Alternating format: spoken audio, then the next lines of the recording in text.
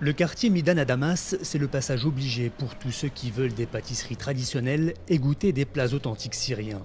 En ce fin de Ramadan, les commerçants s'affairent toujours autant, mais le cœur n'y est pas et ça se voit sur les visages.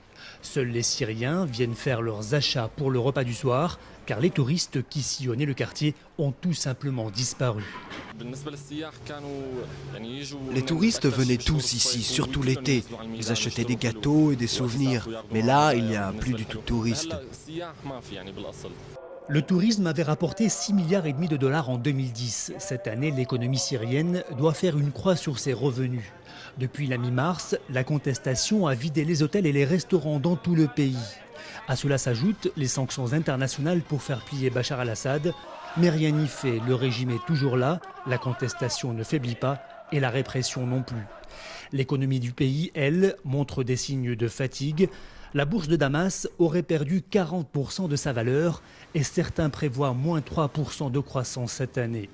La Banque centrale tente d'éteindre l'incendie en soutenant la livre syrienne, mais son chef ne le cache pas, les Syriens vont devoir se serrer la ceinture.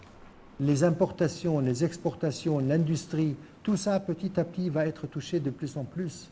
Donc ça va créer plus de chômage. Ça va créer plus de pauvreté.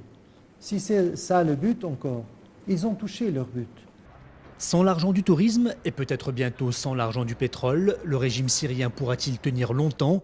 Oui pour cet économiste, convaincu que ce n'est pas l'isolement économique qui le fera tomber. Depuis longtemps, le régime a l'habitude d'être en situation d'embargo. Et compte tenu aussi de sa position entre l'Irak et le Liban, il y a moyen qu'il y ait de la contrebande et des flux de marchandises et des flux d'argent qui traversent donc ces frontières. La contestation en Syrie ne faiblit pas, l'économie est au rouge. Seul secteur à tirer leur épingle du jeu, la construction illégale et les vendeurs de rue. La police est trop occupée à contenir la révolte.